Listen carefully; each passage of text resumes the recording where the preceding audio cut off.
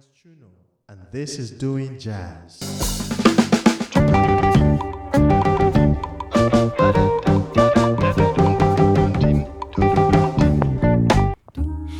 Hello, everyone. My name is Lauren and Chuno.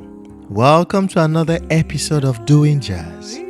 My guest on this episode is the wonderful vocalist, composer, and pianist Lauren Lee.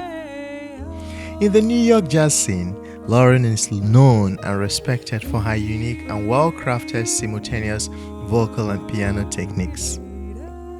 Lauren's new album, Windowsill, is an 8-song cohesive body of work. When listening to this album, I heard an artist who is intimately connected to every atom of her piece of work. The song playing in the background is the title track of the album. During my conversation with Lauren, you'll hear several songs from the album Windowsill. After listening to this episode, you can learn more about Lauren Lee by going to the website of the show, www.doingjazz.net. You can follow the show on Instagram and Twitter. The handle is @doingjazz. And you can listen to more episodes of Doing Jazz by subscribing on iTunes, Spotify, or any of the available podcast vendors. If you're on Spotify, please follow the Doing Jazz playlist, a one-stop playlist for songs by all the Doing Jazz guests so far. While on iTunes, please rate the show, leave a comment, and share the show with your loved ones. Please also consider supporting Doing Jazz to enable us continue to make the show. Our donation link can be found on the website of the show, www.doingjazz.net. Okay, ladies and gentlemen, I present Lauren Lee in your face.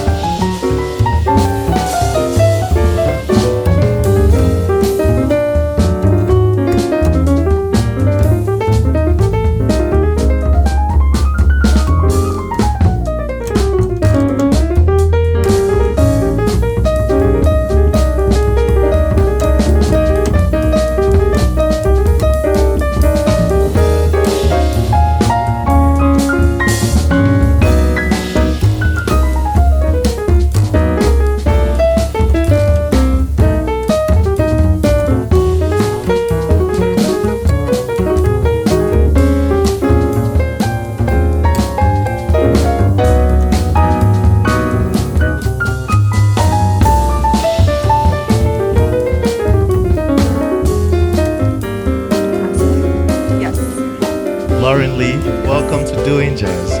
Thank you for having me. Let's do this. Yeah. Awesome. Is this your first musical-related activity today? Music-related activity? Yes, I did not practice before I came. Okay. I usually practice first thing in the morning, which today I Okay. was like, nah. Why is that? Why do you practice first thing in the morning? I try to make it a priority because Okay. life gets busy, especially if you're a freelancer, you're running around like a lunatic. So it keeps me connected to why I'm doing what I'm doing, I guess. And the practice that I do in the morning kind of varies. Like sometimes I'll run through tunes. Like if I have a tune like in my head, I'm like, yeah, I'm going to play this or sing this or whatever. Or sometimes I compose first thing in the morning, or I sit down and improvise, or I do some technical exercises. Like I don't really always start with the same thing, but I try to do something. Yeah. For how long? Some days I only have like a half an hour, Okay. which isn't great, but you do it and you kind of do what you can in that time. And then some days I'll be like, okay, well, I have like 2 hours to get what I need to get done before I can do anything else. It really kind of depends. Like I just try to be on the instruments first thing most days, just to be so I don't get carried away with sending emails or like going to rehearsals or teaching or whatever else I'm doing that day. Do you ever practice more than once a day? Maybe like 30 minutes in the morning, and then all of a sudden you're like, oh, I have 1 hour. Let me do something. That's a big part of my thing, because a lot of times I try to separate what I'm doing, where, okay, in the morning I have time I have like an hour to do some technique and some language development kind of stuff, and then later in the day I'll have time to work on tunes, like for a couple hours or whatever. And so I definitely do separate it a lot. Yeah. What's language development? Like learning, like practicing on different types of chords so you can improvise, like doing, just having like working on having something to say, I guess. Yeah. Doing the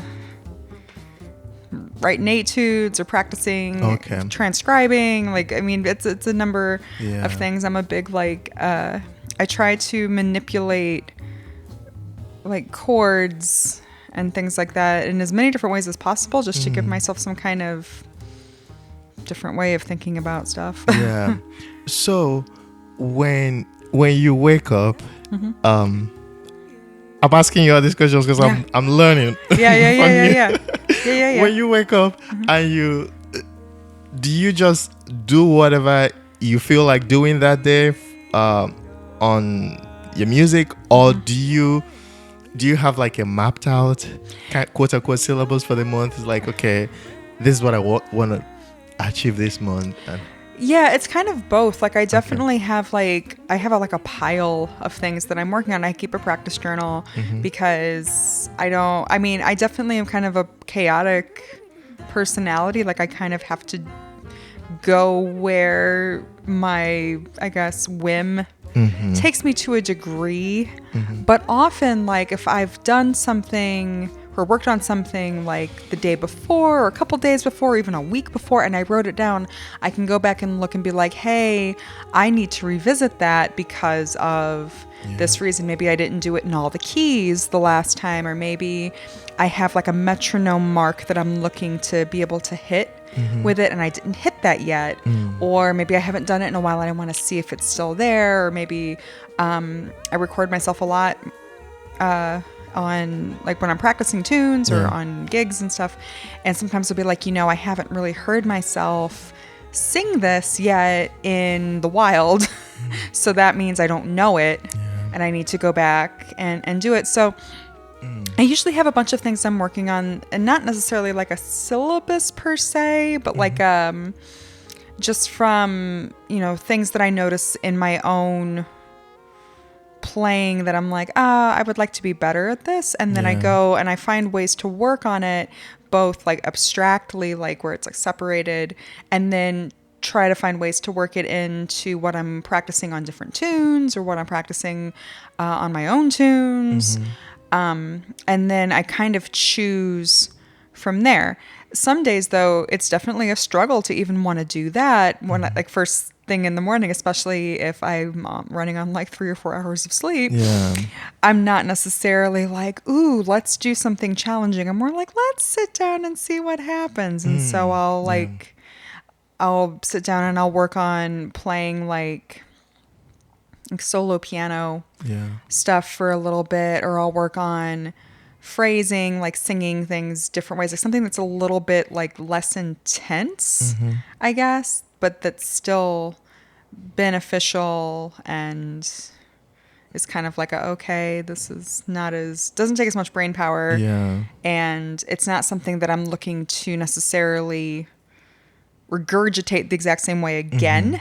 So I see. The pressure's off a little bit from versus like working on like some of the language development where I have to like, the whole point of practicing it is so that I remember it and can do it on tunes later. Effortlessly. Yeah. Do you play how much of other tunes, other people's tunes do you play now, or like of the standards, or do you mostly play your own music right now? Both. I play both. Okay. Like, I mean, I don't play my own music as much as I would like to, just because it's hard. I don't know. I don't have enough gigs playing my own music right now. I have some coming up, but like not, I mean, I'm not playing my own tunes once a week necessarily even, but I'm also usually always like writing new ones. So I'm like, I'm definitely still in my own element, but I spend a lot of time playing other people's music and I spend a lot of time playing standards. And I'm cool with that. Like, I like doing that. I like playing my own tunes too. I'm really kind of just happy as long as I like the music, I don't really Yeah. care who wrote it as much. Okay. Um, do you have any gigs coming up? Let's get that out of the way. I do. Okay. I have a couple of nice ones Okay. coming up on the horizon on March 22nd. All right. I'm presenting a new trio that I'm going to be going into the studio with and recording an album with at Rockwood Stage 3. Okay. It's early. It's a Sunday. It's at 5 o'clock. March 20th, you said? March 22nd. March 22nd. Yeah. Okay. All right. And then in April, I believe it's April 10th, which is a Saturday, my quartet that I play with on Windowsill. Yeah. We're going to be at Cafe Bohemia, which will be Okay. very cool. It's a nice new for now spot in the Village. And then in May, that group has another show at, what's it called? The Way Station. Okay. In Brooklyn. Brooklyn, yeah. I've played there. Yeah, it's a cool spot. Yeah. And that's a Saturday also at 8 o'clock. So we've got some nice stuff coming up. I'm hoping to have some new tunes written for that quartet also, because like it's kind of fun to hear like the different textures that we can get, and it's nice to play with them. Okay. So. And people can go on your website and see all these dates. What is it again? It's laurenleejazz.com. Okay. Quite easy. laurenleejazz.com. Yeah. Okay, good. Let's talk about this album. Yeah. Yeah. I've been listening, as you know. Yay. Yeah. And we talked a little bit about it, and I was Cool. telling you about a few things that I dig about the album. Yeah. First of all, I like the fact that it's 8 tracks. Yeah.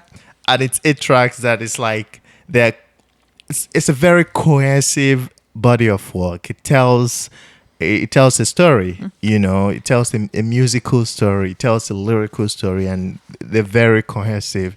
And then artistically, I just noticed the fact that the artist is very connected to the work, which is an approach I really dig, and I feel like it comes across easily once you start listening. You know, okay, this artist has really digested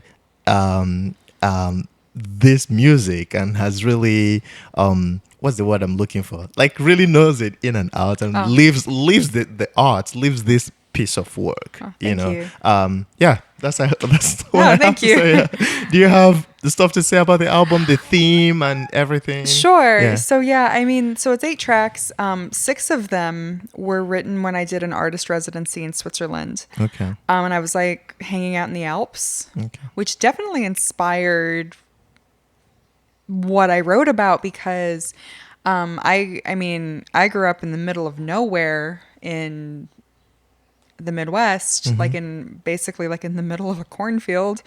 And I used to kind of like look out and pretend I was somewhere else like all the time. And I noticed the similarity to that when I was living in Switzerland and doing this artist residency. I mean, the scenery was much nicer than just like a cornfield. It was the Alps. It was great. But it had that same kind of like blank canvas idea. And I thought that was really cool. And I've always been like a super wanderlusty type of person. I love traveling. It's probably my favorite thing to do. I love going new places, trying new things, etc. So I wanted to write about some of the different like things you experience under that umbrella. And some of them are negative too. And like I touched on that a little bit on a couple of the tracks on the album. But mostly, like, I remember just kind of walking around there in this tiny town in southern Switzerland, and just kind of like with this look on my face, like, wow, look at that. Look at that. I felt like, you know, the scene in Beauty and the Beast when like Belle comes out and she's like spinning around and she's like singing. I don't remember the name of the song, but that's how I felt the entire time I was walking around there. And I wanted to capture that.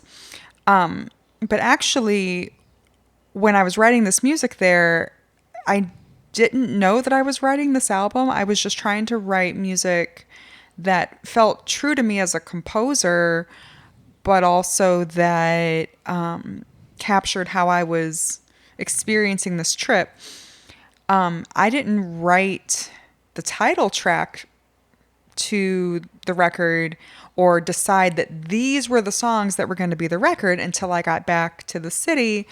And I remember like it was a couple months later, I was like sitting at the piano and I was like playing through some of them and I'm like, these all kind of seem like they fit together. And then I looked over and my cat was like hanging out in the window, like looking out, and he had like this kind of crazy look on his face, like he's watching the squirrels and the birds, and I'm imagining that he thinks he's outside pouncing on them and eating them, because he would totally do that. But he would sit in the windowsill and do that and like look out and be like, oh, I could be out there, I could be a big cat on the savannah instead of like a little cat living in somebody's apartment in Queens, like so that kind of tied it together. And then the other tune on the record that I didn't write in Switzerland was the tune Aback. I think it's second to last on the record. And that one, even the title is like being taken aback by something. It was inspired by some of like just the experience where you're like, I can't believe I'm doing this. And I actually got the idea from not even from traveling, but I got it from reading this book called The Jazz of Physics by Stefan Alexander. And I went to go hear him speak at the Museum of Mathematics because I'm very interested. I mean, like more math. Yeah. Okay. Yeah. I've been there a few times. I'm very interested in stuff like that and like the mathematical properties of like chord progressions and things like that. Like that's super duper my thing. But I wrote the tune, and even though it didn't have like I wasn't thinking about Wanderlust in the traditional sense. I was thinking about Wanderlust more mentally, because I'm like, wow, this is a subject that I'm very interested in, but I don't know I still like don't know hardly anything about it, because I'm like scratching the surface. I'm not a physicist. Like there's only so much that I'll understand to a degree, but that doesn't mean that I'm still not like totally fascinated by it. And so I brought that tune in to the quartet for the rehearsal, and it really worked. And it was the same like vibe and everything. And actually, on Spotify, that tune is the most popular tune on the record. And when people have reviewed the record, they have often commented on that one in particular and being like, this is really interesting. Harmonically, mostly.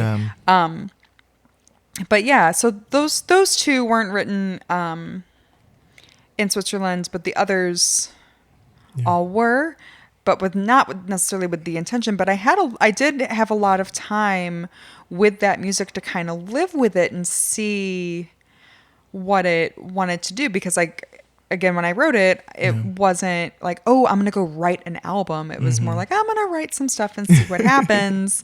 And then it ended up kind of working out. And then we didn't record it, I think, until almost a year after it was written. Not quite. Like I wrote it all in like late October, early November of 2017, and then it was recorded in August of 2018. Okay. But I gave it time to kind of mature, marinate, get into everybody's system, who is gonna play it. Yeah. Before we continue, do you want water? I'm okay. You sure? Yeah, I'm good. Okay. All right. Okay. Let's talk about a few of the songs. Yeah. The first one that really got my attention, I want to remember because if you flip the words, it means something else. You're talking about Get Off Me? Yeah, Get Off Me. I have a really funny story about that. Get Off Me. So I worked, the record label that I worked with for this record was called Ears and Eyes, and they are awesome. Yeah. They're based in, they're originally from Chicago. They're now based in like Argentina. Okay. They're very cool, but I remember I was talking to Matthew at the label, and he had like a slip up and he said, "Get me off." That was how I read it the first time. I'm like, why? And it was we had a huge laugh about it. It was really funny, but I was like, now it's "Get Off Me," and then I almost said it wrong too. Yeah. But yeah, so not the first one. Yeah, because once you hear "get," you don't necessarily hear the word off like immediately. But if you see me and off, you want the word me first, but then once you say the word me and you want to say off, you're like, oh no. Two different meanings. Yeah. Guide you to reality.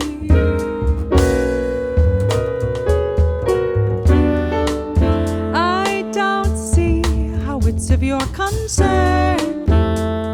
It's like you're watching me at every turn. Obsession seems to be the word.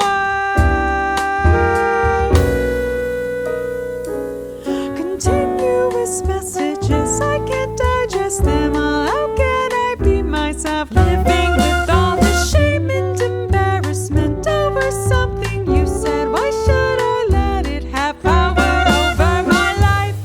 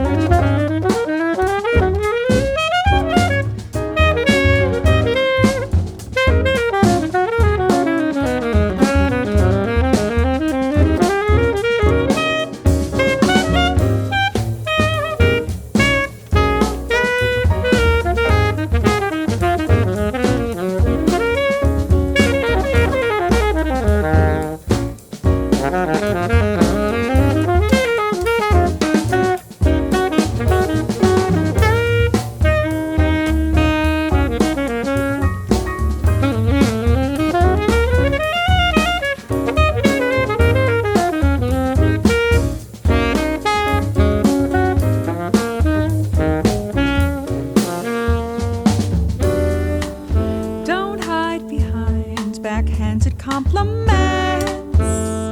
Any grown woman knows that don't make sense. Don't undermine my intelligence.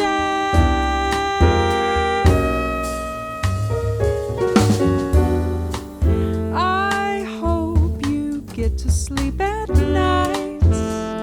Take comfort in the fact you think you're right. You clearly don't understand my fight. Continuous messages, I can't digest them all. How can I be myself, living with all the shame and embarrassment over something you said? Why should I let it have power over my life?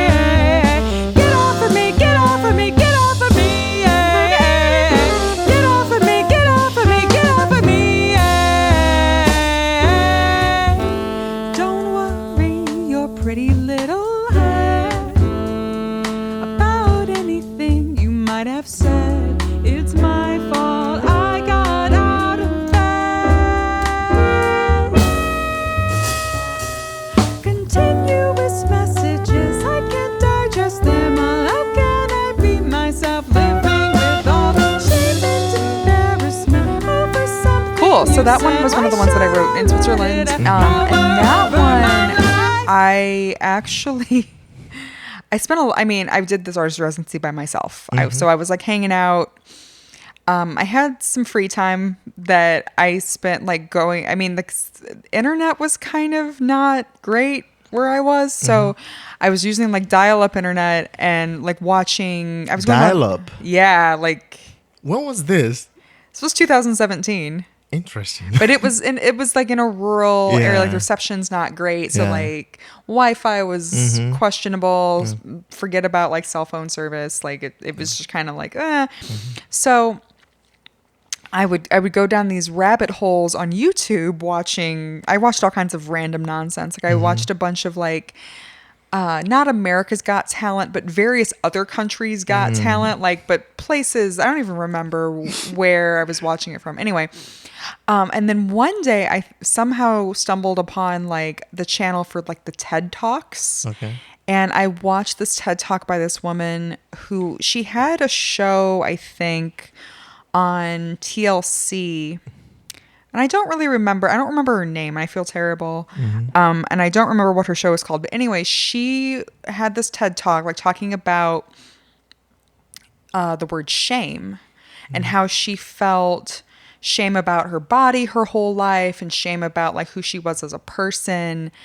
And the way that she talked about being ashamed of certain things was really interesting because she personified it by like saying, oh, when I went away to college, I packed my shame in my suitcase and I carried it with me. And then when I got out of college and like I was struggling or whatever, I packed the shame in my pocket and I took it with me to move back in with my parents or whatever. But she was talking about how people had made her feel over various things her whole life. And I thought it was interesting because I'm paraphrasing it terribly, but I thought the way that she spoke on this was so interesting and so smart and so relatable, I think, to a lot of people for various things. And for me, like, I definitely have felt like that before. And I wanted to write a song that was like empowering to a degree. And after I had watched her TED Talk, I was inspired to write Get Off Me, which, I mean, it has a lot of connotations, like, I mean, for anybody, but I think for a lot of women in any industry that's mostly male dominated, which is a lot of them, and jazz is no exception. There's, I think, a lot of us feel a pressure to do things a certain way, or to look a certain way, or to act a certain way, or to kind of stay in this box that we may or may not feel comfortable in. And it's kind of like, hey, just let me do what I want. And at the time, like, I had like a falling out with someone who was trying to do those kind of things to me and be like, hey, like, oh, you need to do this, or you should do this, or I don't want to work with you unless this. And it kind of, so I was kind of like fighting with this person, watching this TED Talk, and then having all of this time that was specifically for writing music. And that's where that tune came from. And I'd never written anything that sounded like that before, like, 'cause it sounds a little bit different than a lot of the other tunes on the record, vibe wise. But I was really happy with it lyrically, especially, like, which is a lot for me to say. A lot of words. It has a lot of words. Yeah. But, like, I would have never written that tune without watching this TED Talk, and now I feel terrible that I don't remember her name. It would come. Yeah, if I think about it later, I'll be like, oh, that's her name. But yeah, it was really great, and it was really, like, inspiring for me to listen to, because I thought that it was articulated so well. And that's like kind of a subject that I think about a lot, because it definitely plays into my life as a musician. Like, forget about, like, my gender, just the fact that, like, I play piano and sing. I think most people, not you specifically, but like people, jazz fans, Yeah. kind of have an idea of what they think that is, and it's like a Diana Krall or a Nat King Cole and it's a very specific thing, and it's a very specific thing that I don't really do. And so people are like, "Oh, why do you do this weird stuff?" And I'm like, "Well, because Because you do it. that's what I do. Like, get off me!" Like,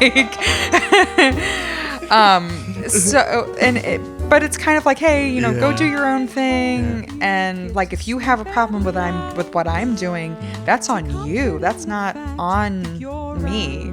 Let's talk about something you do, and you do it really well. There are other musicians who do this, and I've heard people who try to do it, and it doesn't come out as great. But you do it. You did it really well on this album, and you did the heck out of it on this particular song, like matching your solo note for note. I don't know what that is called technically, but that's what I call it. Like you sing your solos, and you're nailing all the notes. Thank you. You know, whenever I try that, I go off. I'll still be in the same key, but I'll be singing a different note. A different note with the yeah. So that actually, I mean, so here's a fun fact about Lauren. I started as a singer, not as a piano player. Okay. In jazz, at least. I mean, I've been playing the piano for a very long time, but I played classical piano, and then when I started to go off into being like, oh, I want to do jazz, I was definitely more of a singer than a piano player. And now I mean, I think I do both pretty equally. I don't know. I mean, in terms of working wise, I work as both pretty evenly. But so I would, a lot of times on gigs, I would just sing my solo and not play the solo. And then I was like, this is a crutch. So what I started doing is I was like, okay, I'm going to do both at the same time, because if I do both at the same time, I will have the confidence in the singing portion to try like weirder intervals, like bigger leaps, like things that I wouldn't necessarily be able to do unless it was supported, or feel like I could do unless it was supported. And then for the playing, it would make what I was playing more melodic, because you can feel it, and it's not just like, hey, here's all this nonsense, because like that's what was happening before. I was just like, woo, note salad. It's not melodic. It's not really a solo. I'm just like playing to play. It's not really anything. And so I found that by putting them together, that I got the best of both worlds, and that it makes both stronger independently. And so sometimes, like now, like I do that a lot. Like even if I'm not singing on the tune, like if I'm playing like in a band or something like that, and I'm just playing piano, I will still sing along with my solo a lot of the time, so that it's melodic, because I still, after I've been practicing like this at least for a couple of years, maybe 2 or 3 years, doing the doubling thing. But I definitely notice a difference a lot of the time if I don't sing with it, that the piano solo becomes less melodic, and then I don't like it as much. But I don't always match it exactly. Sometimes I do things in like thirds or fourths or some kind of counterpoint, just to make. I mean, if I'm actually singing, like if I have a microphone, like you can hear that it's supposed to be different, and it's not just like, oh, she's trying real hard, but it doesn't match. Like that's not ever the vibe that I want, obviously. But yeah, I mean, I basically started doing it just out of what I thought was necessity, because I was like, okay, this is the strength that I have for the piano. This is the strength that I have for singing. Both of these things could be better. And it ends up that the sum is greater than the parts, I guess. With it, I feel a lot more comfortable a lot of the time doing both. How do you practice for that? Do you start with the piano, like you get a run that you know is melodic, and then you try to sing it, or do you sing it and then try to match it on the notes? I don't even know, because I think for me, they are so intertwined at this point that I don't even know which comes first. But do you practice? I do. You practice for it. You know? Yeah. Or you practice it? I mean, yeah, You because like when I practice it. practice, I do it. Yeah. Like because when I practice every different way Yeah. possible. I practice just piano. I practice just voice. I practice both together. I practice having them trade in a Yeah. way to hopefully make things more melodic and more interesting. Like if I am in a situation where I'm not singing, or if I'm like standing and singing and not playing piano, like just so that it's even. But a lot of times, like sometimes I'll start the solo on one instrument and then be like, oh, the other one feels left out, better add it in. Yeah. And it doesn't really matter which one it is necessarily. Like I definitely don't always start with one or the other. Yeah. It just kind of, because I don't know, I don't really think about, I mean, unless like one of the instruments is dominating the other on the song, like if it's like a Yeah. vocal tune or something Yeah. like that, and I'm like started like singing the solo, I might like put the piano doubling it later or something like that. Or if it's if I'm playing like at a jam session or something like that, Yeah. and I'm noticing that what I'm playing isn't melodic or like Yeah. what I want it to be, I'll be like, oh, better start singing, so then it'll come later. Okay. But it's never a conscious decision necessarily. It's Yeah. more like, oh, this kind of sucks. What can I do to fix it? I know, I'll add the other instrument and then it'll be Yeah. better. Like, But knowing scales, like being very comfortable with scales, definitely helps, right? yeah. Okay. All of that like language stuff we were talking about Yeah. earlier, like Okay. Okay. like that's key because I mean, without that, Yeah. it's just kind of gonna be Yeah. like literally wherever. That's what I'm getting to, because the way you're Okay. describing it like, oh, this is just this little thing that I do, this random thing that I do, and it works. But no, it's something that is like a culmination of all the things that you've been working Right. on. I mean, it is. But the other thing about it is, like, I think part of why, like, not to be like uppity about it, but Yeah. like, it's not hard for me to do it at the same time. Because you've been doing Yeah, other things. exactly. You've been doing But a like lot of when I other was in, things. You're even good at before I a did, lot of other things, yeah, you know? even before I did jazz though, like Yeah. when I was in, I mean, like I said, I grew up in a rural area. There wasn't a Okay. whole lot to do. Okay. I didn't do jazz, but I did do like regional and statewide music festivals and stuff, usually as a singer. Mm-hmm. Sometimes I would do it on piano, but most of the time I did it as a singer. Or I played baritone saxophone in high school too, which was hysterical, because I never like played jazz on it. I just like Yeah. played concert band music, which that's not why you play the saxophone. Oh my God. Anyway, but for a lot of it's not. That's so funny. It is. It's like really depressing. It's like, well, because some people know that I played it, and they're like, "Oh, well, why don't you still play? Like you'd probably." And I'm like, I never played jazz on it. I played whole notes in concert band on it. And I mean, maybe I missed the boat. I miss playing it terribly. And I have several baritone saxophone playing friends who are girls also, and they're great. And I'm like, I'll just live vicariously through you. It's fine. I'll pretend that we're the same person, and I'll just go do my thing that I've worked on now. But anyway, when I was in like high school and stuff, and I would audition for like all of these like state, especially like the state festival choruses and stuff like that. The requirements for those used to be pretty challenging, and a lot of it was being able to sing your part against like one of the other parts. And I always sang like one of the inner parts. I sang like second soprano or alto or something like that. And so I got really used to playing the other parts on the piano and singing my part with it. Okay.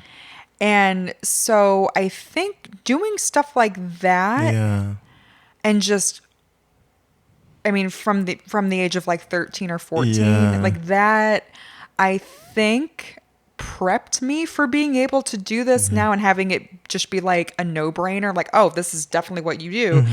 I also, when I was in college, I sang with a professional chorus in St. Louis, and we did a lot of really contemporary, like living composer, classical music, and a lot of it was very challenging harmonically. And I think that prepped me for this as well, because even though it wasn't jazz and it wasn't like jazz language or jazz harmony, it was still off the beaten path enough that I had to really work on it. And so then I fast forward however many years to, doing jazz stuff when I'm in like graduate school and professionally. And a lot of the things aren't totally foreign to me because I've heard it before and I've practiced it before, but in a different context. So, and I've always I don't know. I do remember though, learning to play and sing at the same time when I was an undergrad, and it was a nightmare. It was so hard. Like just to comp chords and sing at the same time was so hard. And the reason why for me was because like we have like the Bill Evans voicings and stuff. I had to learn those 3 different times because I never learned them right. And that was what was so hard. The coordination between the two wasn't so bad. It was just feeling confident in knowing what the chord was supposed to be. I think. So like that was challenging, but once that stopped being challenging, then everything else kind of fell into place. I mean, granted, it took years for it to not be challenging anymore, probably like maybe 3 or 4 years before I was like, okay, I can actually do this now, and feel comfortable with it and not be like terrified that I'm going to miss something. And you did it in most of the songs, but that was the first song that I noticed. I'm like, okay, I see what she's doing. Let's talk about another song. This one is it's more like a ballad. I think it's called Tomorrow is Coming. Okay, Tomorrow is Coming. Yeah. So that one, I mean, we started with a free intro. I tried to do some throat singing in the beginning, or overtone singing in the beginning, which I don't know if it totally translated. But that one, I mean, it has like kind of a message like, oh, it's okay if you're feeling dark today, like depressed and whatever, because tomorrow's a new day. You can do the thing. When I was conceiving that tune though, like it wasn't necessarily about that feeling as much as it was just like the practicality. Like when I was like staying in this house in Switzerland, like it like nightfall would come and the town would like shut down and be like, man, I feel really alone, because I am. and it's like dark outside and nothing is open and I'm kind of sitting here in this house. But if I get through tonight, the sun will come up tomorrow. The sun will come up tomorrow, right? How are the people? Are the people not nice though? They were nice. Nobody spoke English. Oh. They all spoke Italian, which I don't speak. Yeah. In Switzerland. It's the Italian part of Switzerland, so it's like very close to the border with Italy. Okay. And I didn't do my research. I thought it was going to be the German-speaking part or the French-speaking part, which I can hang with because I understand quite a bit of both of those languages, and I can communicate. But Italian, like. My drummer, his name is Michael Vitali, and he's from Switzerland. Oh, cool. But he's from the Italian part. Yeah. That's awesome. I mean, it's a beautiful part of the country. I just didn't. I mean, I was not prepared. Like I remember taking the train down from Zurich, and everything's in German. I'm like, cool, whatever. And then you switch trains at St. Moritz to go down further into the Italian part, and then all of a sudden everything is in Italian. And when that happened, I was like, oh, I did not come prepared for this. Like, but it was fine, and people were very nice in the town, and like it was interesting because it was, I mean, even though I was there like in like pretty late in the fall, it was still fairly warm out. And so it would get really hot in the house from like keeping the fire going, and so you would have to open all the windows, and so I'd open all the windows and the door while I was practicing, and people in the town would wander into the house while I was practicing to see what I was working on, which was very cool. I sold a lot of CDs that way. Nice. With people just being like, oh, this is cool, what are you doing, you know? And they couldn't really talk to me. Like they could say maybe a few things in English, and I could kind of point at stuff and be ashamed, be the ugly American who doesn't speak Italian. But it was cool. So they were very nice. There just weren't very many of them, because a lot of these towns, they thrive in the summer during the tourist season, but not a lot of people actually live there. And so the town, like, you would walk around, and like in like the peak of the day, you would see people out with all of their hiking gear. Like they were there, they came on the train, they were going up back to wherever they were staying.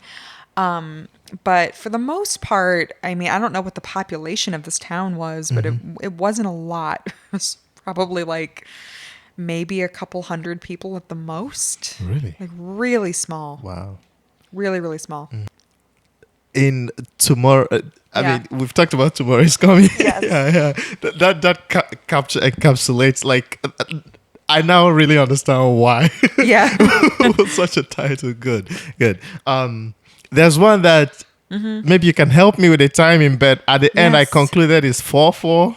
It's X-Berg. X-Berg, yeah. It's 7. 7, 7, okay. 8 for the most part. Not all the way through. Okay. I love doing the time signature roulette. Yeah. Because that's my vibe. So that tune actually was, I started with the tune itself. I didn't have the lyrics or the title yet until right after I was in Switzerland, I went to Berlin. Okay. I love Berlin. It's one of my favorite places.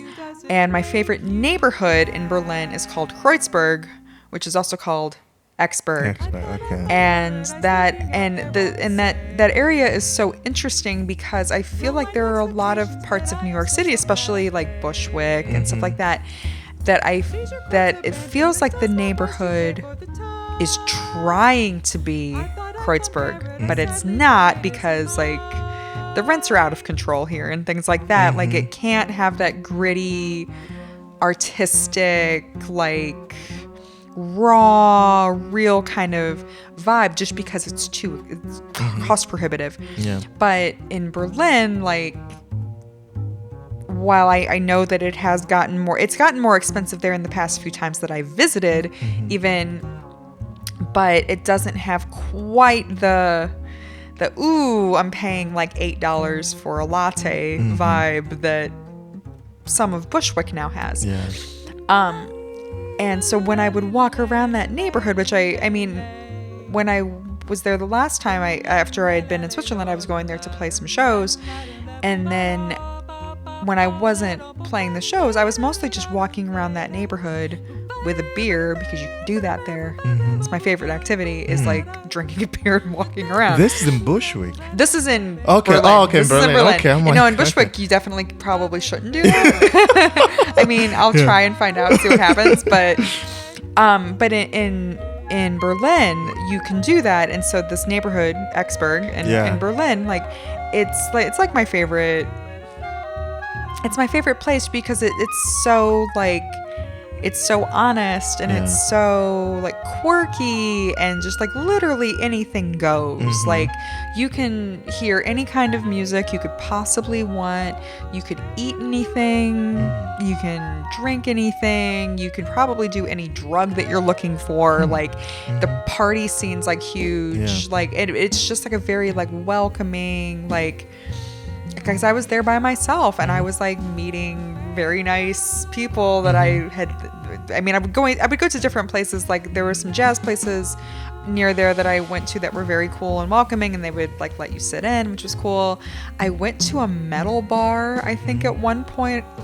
And actually I went there with my manuscript paper to like work on some music, and I met this like group of friends who were there or not my friends, but they were all friends with Yeah. each other, and they were like, how are you writing this in a bar like this? It's so loud. And I'm like, it's actually nice because I like the noise. I'm used to noise. I live Yeah. in New York City. Like, silence is fine, but sometimes I need like a lot of sound, and that's Yeah. why I'm here. And they were like, oh my god. And so like they sat down and were talking to me, and then by the end of the night we were all doing shots, and it was great. Like, but it was a really like welcoming, fun, like supportive environment.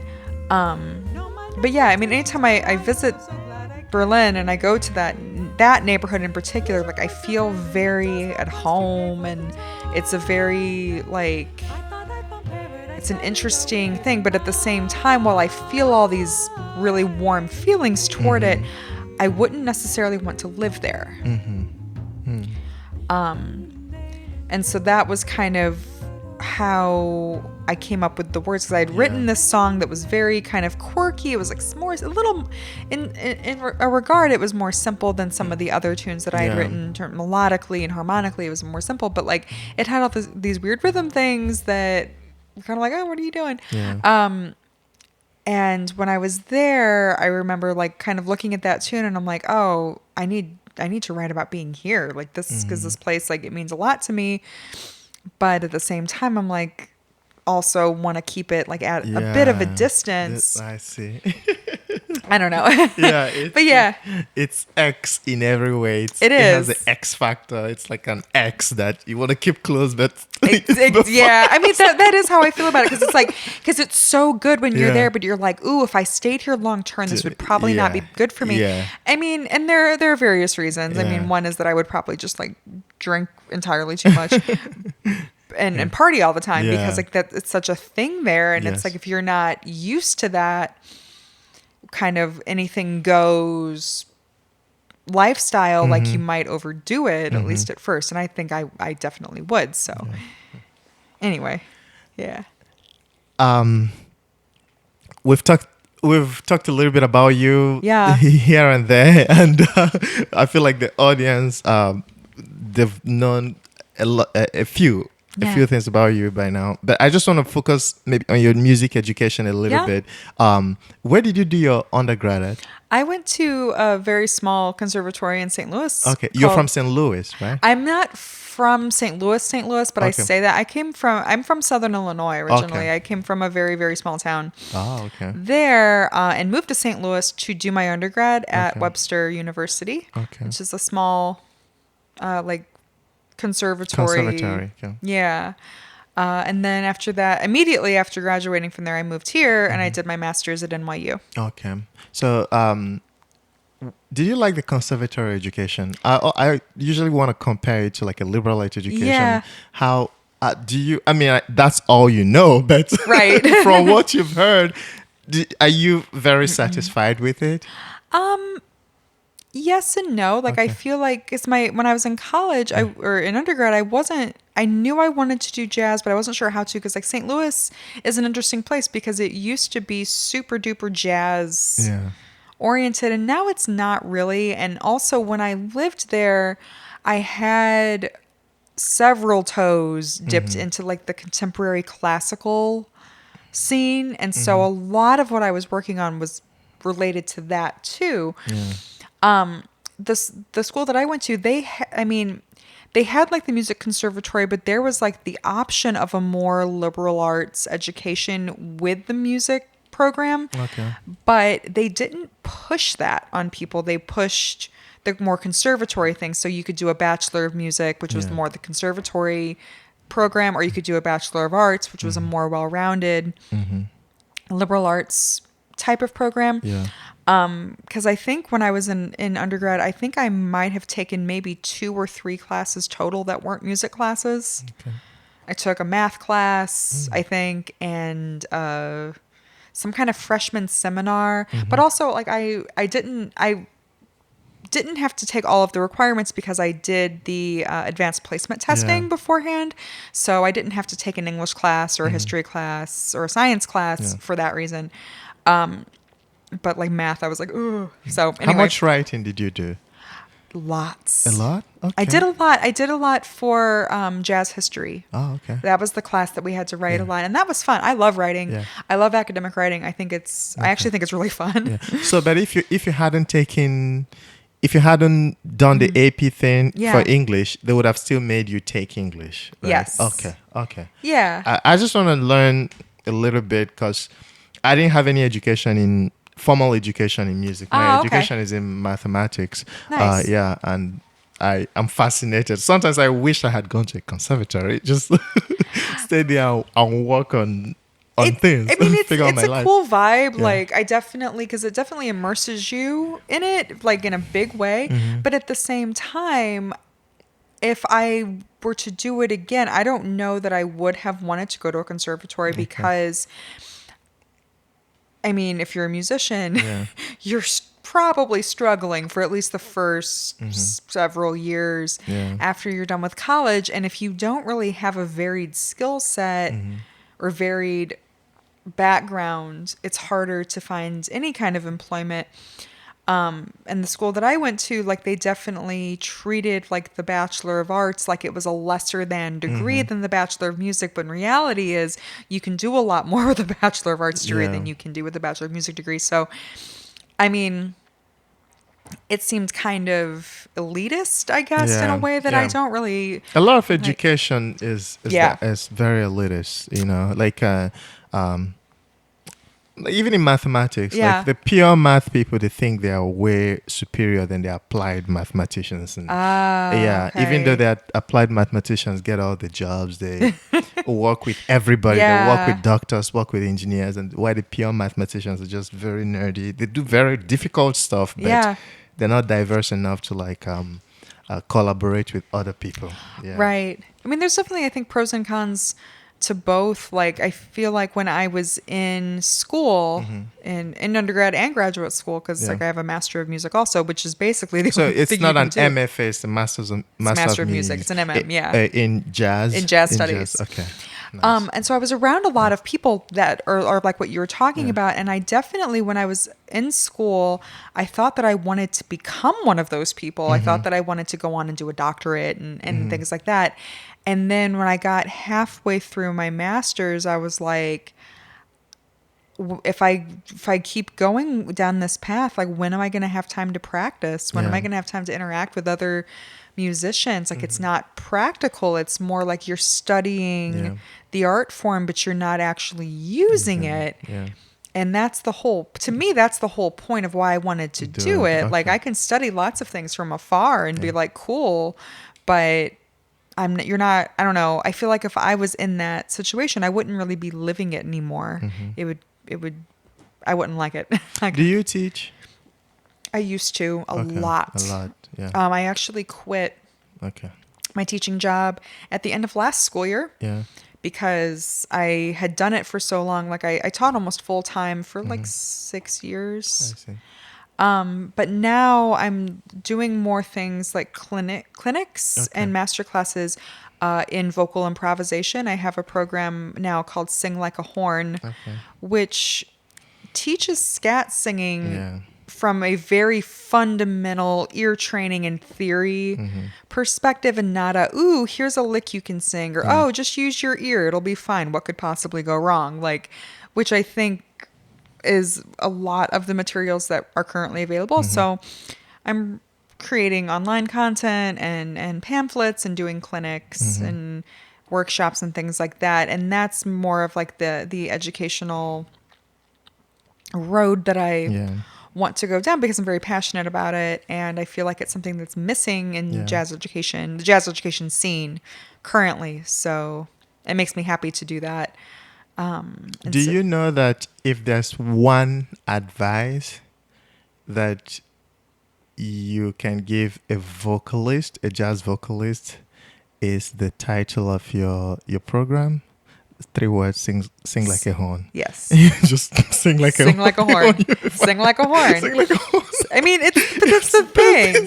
It's like the thing. I mean, I think that's, I don't know. I know there are different traditions in vocal improvisation and scat singing. For me, Mine was definitely like, I remember being in college and listening to Train and Eric Dolphy and being like, I want to sing stuff that sounds like that. Yeah. Like, because that was what I really resonated with. And I would just listen to it over and over again and be like, oh my God, I'm going to transcribe this stuff. And be like, oh, I want to do this.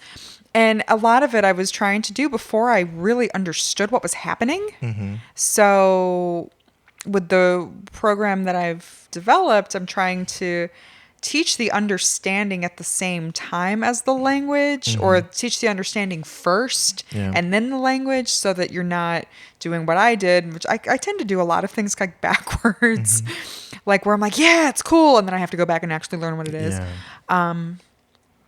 But like that gets kind of overwhelming. That makes me feel good because I do that all the time. Sometimes after 10 years, 5 years later, I'm like, I was stupid. Like, why didn't I just calm down and learn this? Why did I think I could do it? But sometimes I'm happy I actually dived into it before coming back and relearning it. Because if I hadn't done that, if I had started learning it to do it, I would have seen all the rigor that would be involved in it, and then I would be like, no, I'm not doing this.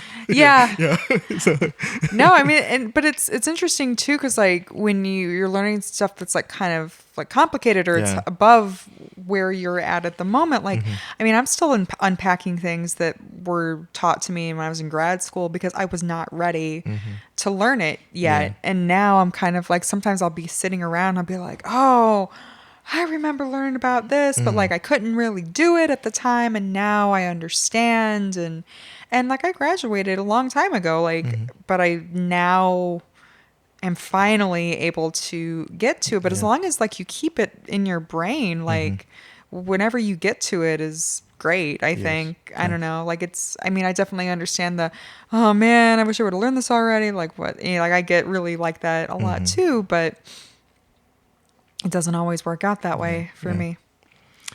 Good. Let's conclude with a little game I call Turn Up. I have a bunch of names for it, but today I'm going to call it Turn Up.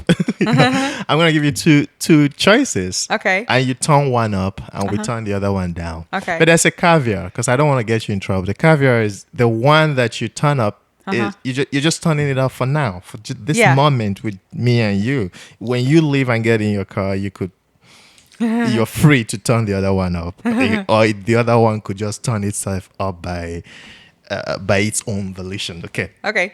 All right. St. Louis, Berlin. I turn up Berlin. Turn up Berlin. Okay. We already talked about why, so I'm not going to ask you why. Okay.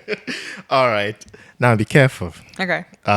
These two people might not be your thing. Yeah. I agree, because having listened to you, that they are institutions. Each of them is an institution, and we learn about them. That's right. Blossom Dairy, Shirley Horn. Turn up Shirley Horn. Okay. Why did I know you were gonna say that? Like, it's like everybody has this regard for Shirley Horn. It's like, I mean, everybody puts Shirley Horn at a special place. Like it's a personal. It's just like a personal choice. Like for me, it comes down to like the reason why I chose her is I'm like, who could I listen to for a longer period of time? At least right now. But like you said, you go when you get in the car, you can do the other one. Like, I mean, I definitely go through phases. Like right now, that's what I'm feeling. Yeah. But like tomorrow, it might be the other way around. It's like it's because it's fair enough. Yeah, same thing. Like if you were like, oh well, I really like Thai food, but today I don't want that. Like you know. Okay. I love Shirley Horn. Yeah. She's great. Yeah, she's somebody I could just listen to. Like sometimes she could just speak throughout her whole album, and I'll still listen to it. Yeah, I love when I feel that way about somebody. I'm like, I could just hang on everything that they say and be like, this is the greatest thing I've ever heard. Like, please keep doing it. All right, the last one. Two of your babies, Aback, She Who Journeys. I'll turn up Aback. Okay. Just because, like, I feel like I grew more writing that. Yeah. Even though